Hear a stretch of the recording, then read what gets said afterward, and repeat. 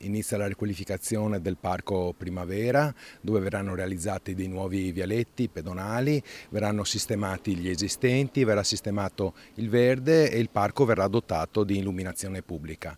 E poi andremo a demolire la vecchia piscina in disuso dal 2016, piscina costruita negli anni 80. Progetto di riqualificazione e bonifica di un'intera area che per anni è diventata un simbolo di degrado della città, ora pronta ad una nuova veste anche grazie ai contributi derivanti dal PNRR.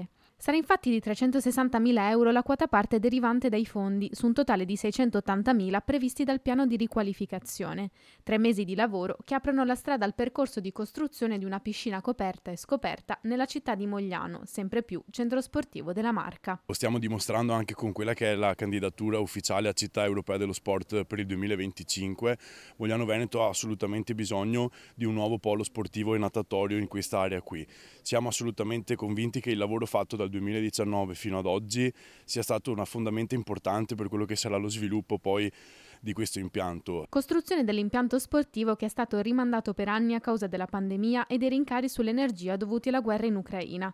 Ostacoli che hanno rallentato la messa in opera ma non fermato la volontà di dare a Mogliano un polo natatorio. E il progetto di riqualificazione dell'area dell'ex piscina ne è un primo passo. Dentro c'è di tutto, va bene, cemento, legno, ma c'è anche amianto, quindi una demolizione complicata e assolutamente insomma non andremo a costruire, come ha detto qualcuno, nuove abitazioni o fare speculazione edilizia. Per il momento il parco viene riqualificato, ampliato per dar spazio un domani alla costruzione della piscina scoperta e poi della piscina coperta.